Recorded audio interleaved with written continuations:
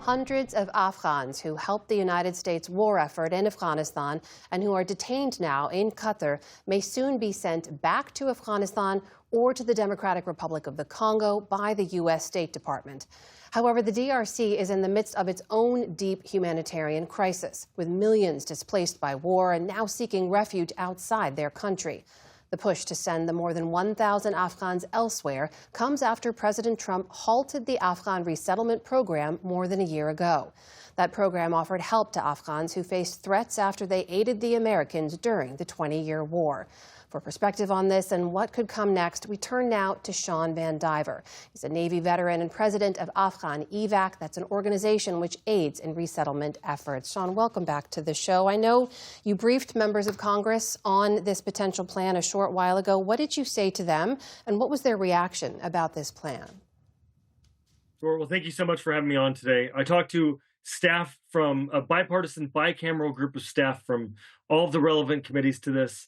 And people were pretty shocked. People are shocked, one, that folks are being sent, or that the State Department is planning, even considering sending these folks who stood beside us and who believed in the idea of America to a war zone, to the Democratic Republic of Congo.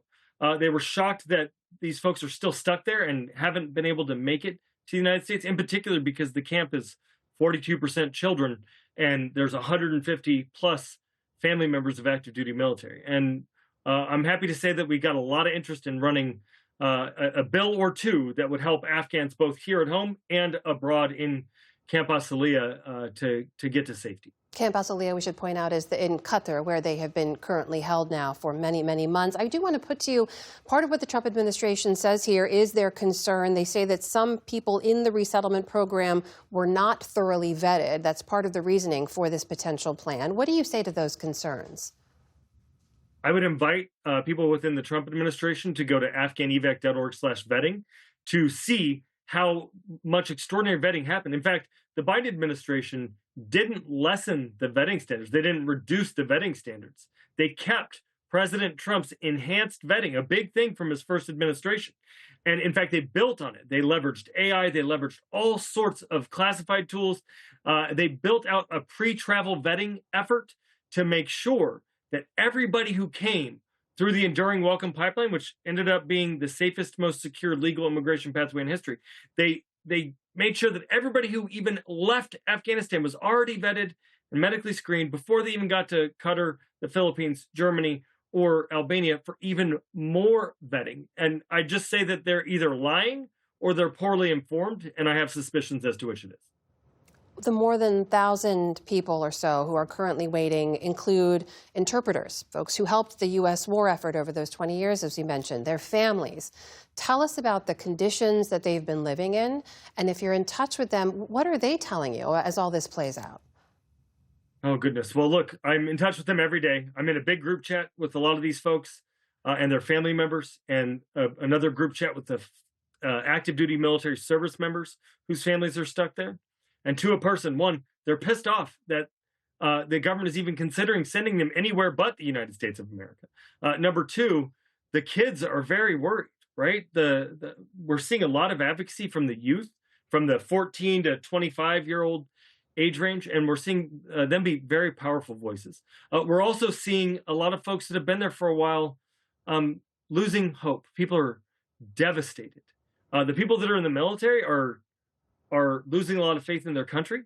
But Afghans still believe in the idea of America. They still know that the American dream is real and they want to get here. And so we're hoping that by shining some light on this heinous plan, that we can get them here to safety, those that are able to clear. There are a few folks at the camp who cannot clear, and that's who the State Department should be focused on helping get somewhere else.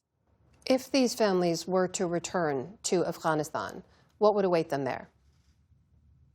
Well, certain death for many. There are women who served in the military and fought the Taliban, fought our war for us. There's a lot of people who the Taliban would like to have retribution against. And look, it's not as though the Taliban is sitting at the airport with a folding table and some chairs and a green visor checking resumes and exactly how long they worked for us. No. Now that they've been at this camp for years, they have a relationship with the United States, even more so than before. So it's going to be a lot harder for them to hide. And frankly, a, it's a violation of the promise of America uh, that is squarely on the shoulders of President Trump, Stephen Miller, and Marco Rubio. Shawn, can I just ask you to take a step back here? You yourself are a veteran.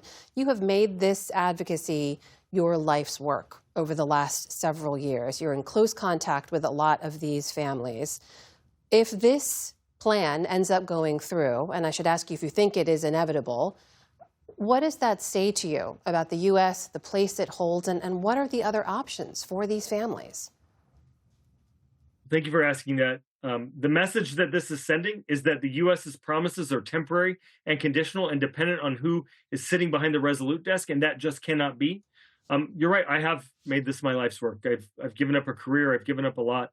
But look, it is so important.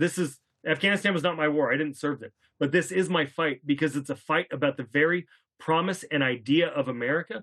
And we've got to make sure that when people with flags on their shoulders are making promises downrange, that those are checks that can be cashed by the people who are believing us. I'm irritated. I don't think that this is going to go through. I think that this work is going to thwart their plan. And we're going to keep working every day to get in the way every time that they try to cause harm to vulnerable people. And if folks want to learn more, they can go to afghanevac.org/donate if you want to support our efforts. We're really grateful you're covering this.